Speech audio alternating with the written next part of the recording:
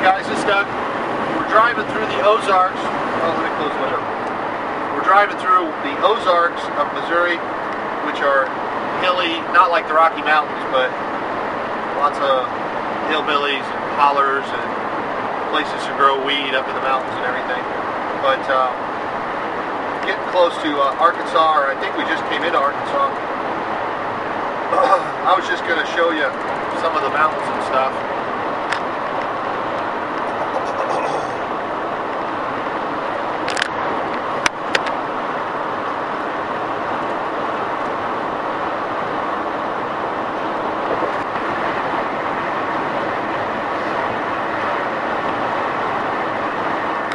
Pretty over there.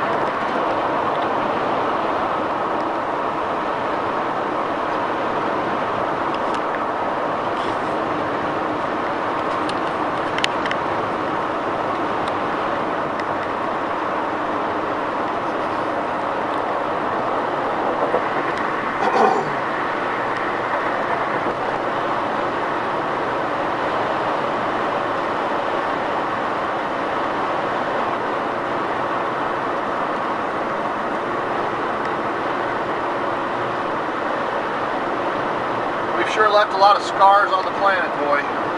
Just tore right through this mountain. I don't know what it's going to take for Jesus to put it all back and fix it all, but I'm really looking forward to whatever He's going to do to straighten everything out.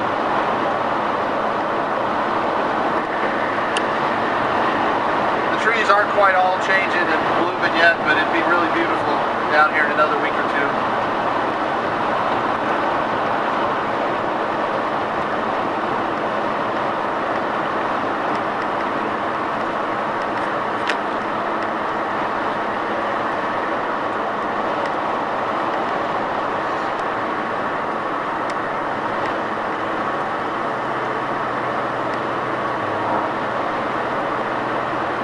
I'm hoping we get to the top of this hill and we'll have a really nice view down into a valley or something.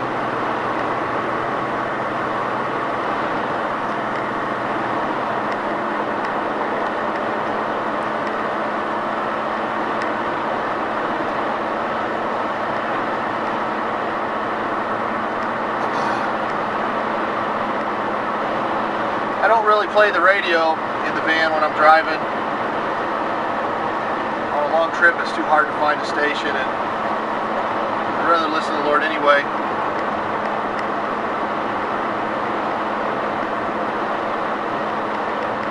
But so much of Christian music is really just pop music, overproduced, overhyped, not really about Jesus anyway. I actually found that the thing that gets me into the presence of the Lord the most is the children's songs. I had a cassette tape in my old van of some children's choir, group of kids, and it wasn't all like cheesy and annoying and like grown-ups pretending to be little kids and sounding stupid, but actual kids with some talent that were just singing the regular children's songs.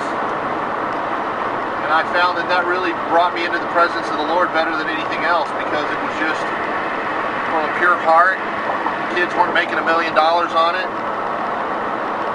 The lyrics are like the last bastion of pure theology in the church.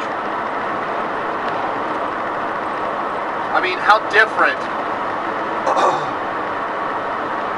is the theology of being undercover, and you know, you can't go out there alone, and the wolves will get you, and they'll pick off all the little sheep that, you know, you gotta submit to the pastor on everything. You gotta let him shepherd you. How different is that than dare to be a Daniel, dare to stand alone, that we're teaching the little kids? How different is denominationalism from red and yellow, black and white, they're precious in His sight. Jesus loves the little children of the world. I've got some videos, some music that we've redone called Truth Music on the website, and on YouTube talking about, you know, what if you couldn't lie? What if truth just came out of your mouth? And you know, you sang, I surrender some to Jesus, I surrender some, or the pastor's exalted on high, because that's what you really mean. There's a lot of grown-ups change their ways and change their life and get serious when they see their 3 or 4-year-old walking across the living room with a cigarette in his mouth and cursing. They're like, where did you learn that? From you, Daddy. Oh, shoot. And they know it's true, and they have to shape up, and they realize people are watching them, and you know, statistics say that almost we're losing the 18-year-olds. When they get to the point where they don't have to go to church anymore, they don't. And we're losing a whole generation of kids. And I think it's because they realize that it's all stupid hypocrisy. And there's a dissonance for what they think church should be and what it really looks like, and they can't stand it anymore, and they just want to go. They can't find any power there, they can't find any peace there, and they just want to bail. So I think it would be better if there wasn't the dissonance, if we just taught them from little kids what we're going to teach them when they're older. So I think it'd be great to have a children's choir get up in front of a megachurch and just sing. Jesus loves the little Baptists, all the Baptists of the world, the rest of you can go to hell, Jesus loves the Baptists of the world. You know? Red and yellow, black and white, they're precious in His sight. Jesus loves the little Baptists of the world. Or have them sing, don't you dare be a Daniel, don't you dare stand alone, don't get out from undercover, don't touch God's anointed. Let's just have the little kids singing that and see if the parents don't riot. How dare you put that idea in my kid's head? How dare you teach them that kind of nonsense? How dare you corrupt little kids with this kind of pessimistic, controlling, manipulative nonsense? Oh wait, that's what you're doing to me. Yeah, well let's just do it from an earlier age. I think there's congregations out there that God would hit them with a lightning, God would hit them with an asteroid, but for the children's church, but for the little kids that are really loving Jesus and drawing him pictures and sticking glue things on macaroni things and just with a pure heart, and you know, with the grown-ups, oh yeah, no, it hit them with an asteroid for how gossipy and slanderous and annoying they are.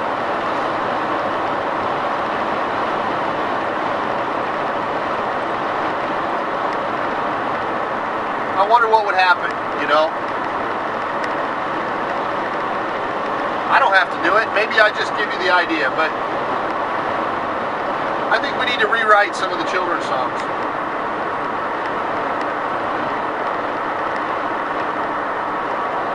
You know?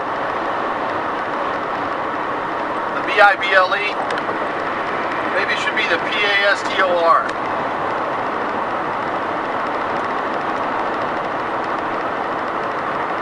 Maybe we should specify what Bible translation is the only one that's going to work, and all the others aren't going to save you, and you're going to go straight to hell if you even open them up and look at them. I don't know. Well, we're in some little town, Arkansas.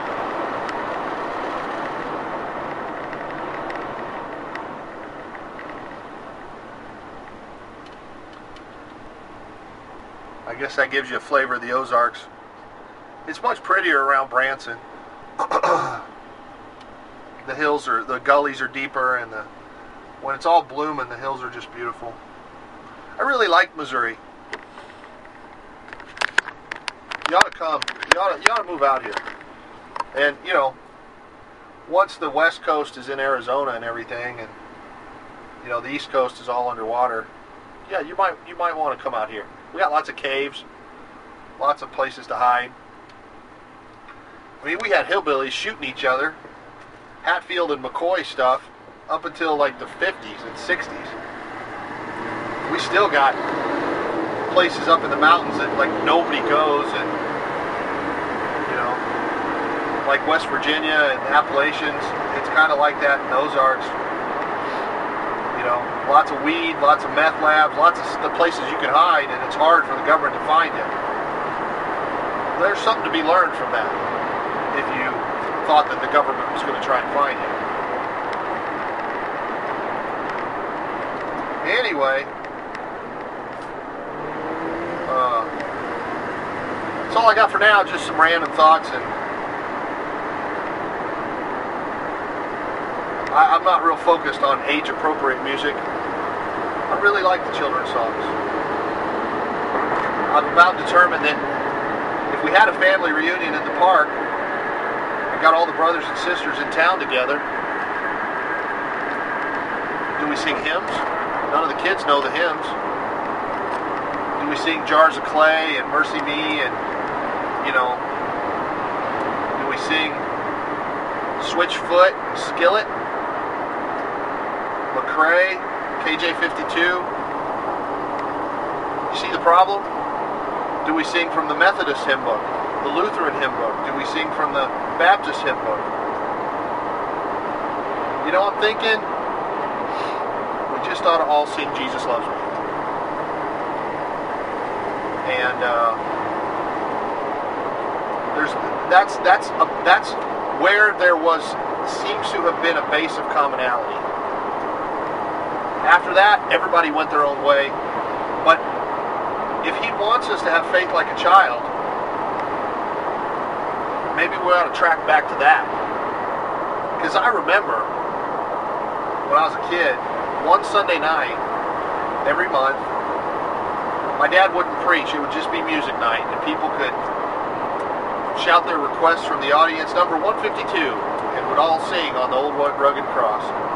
Number 396, and would all sing something nobody ever heard, but they sang it at that lady's funerals for her dad, and she loves it and makes her cry. And people kind of sing along a little if they knew it. But when somebody asked for Jesus Loves Me, everybody sang. And everybody meant it, and everybody belted it out from the bottom of their heart. It did something. The older you get, we've had sing-alongs in retirement homes. And perform for them, and they clap their hands, and that's nice. And then you sing Jesus Loves Me, and they all wake up, sit up in their wheelchairs, and let it fly. So maybe we're not going to have a lot of variety, but we'd have unity. I think that's worth more. There's a lot of people focused on being right. I think Jesus is a lot more interested in us being one than us being right. The idea that we're going to be right is based on the premise that somehow we're not going to see through a glass darkly, that we're going to have all the answers, and that's just fundamentally flawed.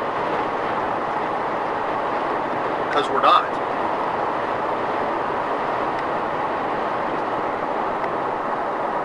And I'm capable of being as intellectual as the next guy. I got a big giant brain. My hats, it's hard to find hats that fit my big giant melon. I got a master's degree. I know big words. People think I'm uneducated because I say 8 in the videos and use slang.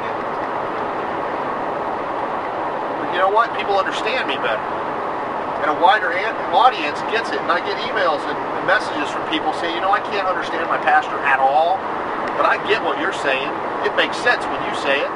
When you read a Bible story, pieces of it just fit together, and I understand their motivation and what they were thinking like never before. Well, it's because I think things work better if you just treat everybody like they're second graders. And I don't mean that in a demeaning, insulting, patronizing way, because it works better for me when you treat me like a second grader. You know that everything I learned in kindergarten stuff. Yeah, I get it. Be nice, share, get along, forgive. Don't hit him with the truck. You're going to stand in the corner. There's going to be consequences if you do that. It's pretty clear. So why don't we just, he says, you cannot receive the kingdom of heaven unless you come to him like a little child. So, maybe we ought to just do that. I dare you, pastor, music minister. You got Sunday morning worship and you're singing, you know, we all fall down, we lay our crowns at the feet of Jesus. Of course, you always sing that while they're all standing up, which is a lie. You ought to fall down. And I could only imagine, on my feet will I stand. Yeah, no, you won't be standing, I guarantee you. When Jesus is in front of you, you will not be standing. And, you know, tell you what, just take a Sunday and sing nothing but children's songs. And let the little kids lead it. And see if the presence of the Lord isn't better. See if he doesn't smile on it. And then, don't go preaching some grown-up sermon afterwards.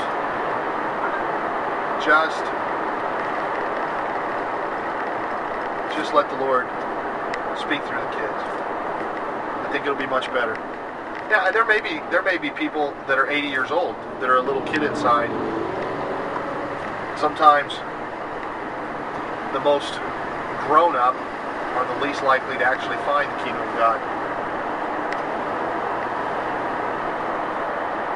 I've been in one congregation here in Kansas City. Little kid, autistic, greets everybody at the door, knows your name, acts like you're his best friend. If you haven't been there for a year, he still remembers your name, still is so glad to see you, absolutely just loves you, hugs you. It's beautiful. If anybody's ever been involved with the Special Olympics, you understand. There's something purer and sweeter and cleaner. Oh, look, here's the lake over here.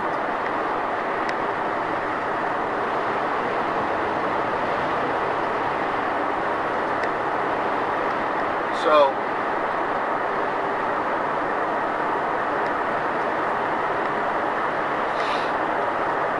I don't know. I think we need to get the grown-ups to sit down and let the kids be in charge. Because it's just prettier anyway, and I think they're closer to the heart of Jesus. I used to pray, Lord, kill me, kill all of me. Crucify everything in me. I don't want any yellow stuff, any self in my cup at all. He said, no, I'm not going to kill all of you. I love you. I made you special. Well, Lord, you're sure killing big chunks of me for loving me so much. What's going to be left when you're done killing everything? Crucifying all the pieces of me. He says, I'm going to kill everything that's more than 6 years old. All I need from you is my dad can kick your dad's butt. Okay. Do it. Do it. That's faith like a child. My dad is Superman. It doesn't matter if my dad's 5 foot tall and your dad's 7 foot tall. I know my dad and he's Superman. I don't care what it looks like on paper. I don't care what anybody else says. I know. That can get your dad in a lot of trouble. But it's beautiful. And man, does dad like that. Belligerent teenager, dads are stupid, or toddler that thinks dad's Superman and just wants to hang on his every word and be around him all the time and love on him and model after him. I think dad would rather spend time with a little kid than the know-it-all, smart-aleck teenager. We got a lot of faith like it's belligerent teenager in congregations all over, and we need a whole lot more faith like a child. I got a writing on the website called Faith Like a Teenager. Get a chance to read it. Now we're going up in the mountains again. Anyway, that's all for now. I got to return that phone call. That was the guy I'm going to pick up, and I'm late. And God bless you. More later.